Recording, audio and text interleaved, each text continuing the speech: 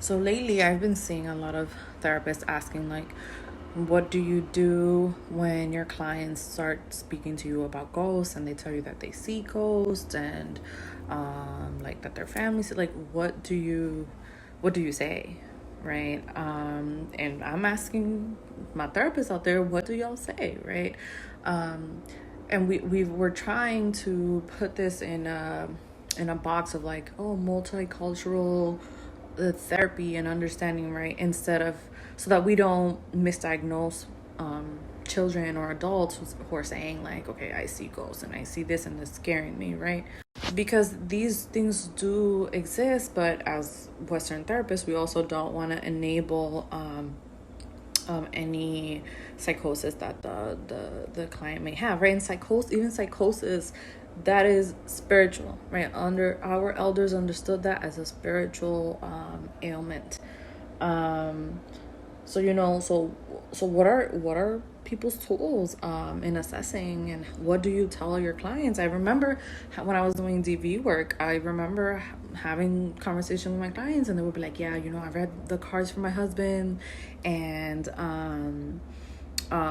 they so do you know what to say to have that child protect their spiritual energy?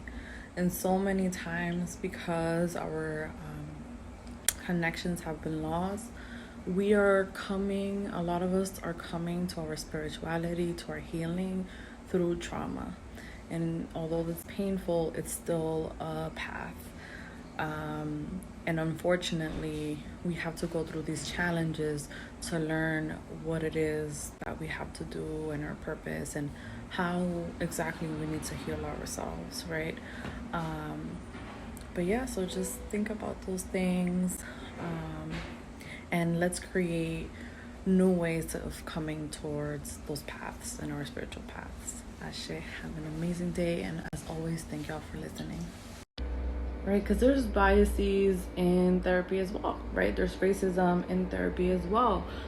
So how are you gonna go talk to a therapist that doesn't understand internal racism, that doesn't understand that the reason that you feel ugly is because people have told you that black hair is ugly your whole life, or that your skin is ugly, right? So we're not even having these conversations, and we cannot wait for folks to be trained in cultural competency or multicultural therapy. We love using all of these words when it's just the understanding that every individual is connected but is their own little world.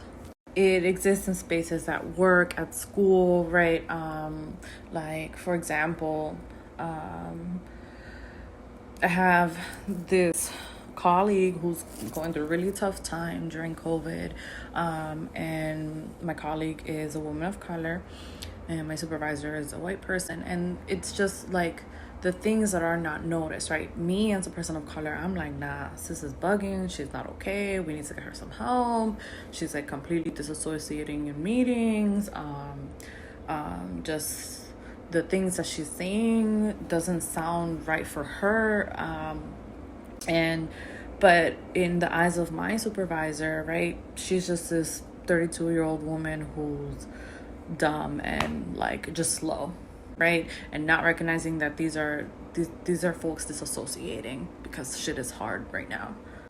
Or I'll put myself as an example. Like in school, I am very my boundaries are very strong, right? Because I don't want to interact with white folks who don't understand me, right? So in their eyes, yes, there's that aggressive black woman or black Latino, but it's also like, oh no, she's not friendly, right? When in reality, I feel like I'm the sweetest person in the world, but the boundaries from the miscommunication and the misconnection makes me seem not friendly, right?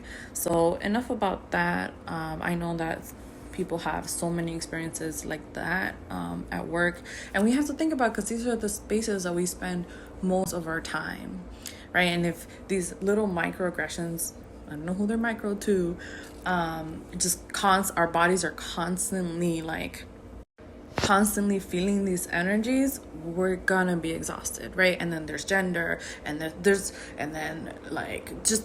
levels, right? So we have to think how all of these levels are interconnected, right? But I think, oh, no. One last thing.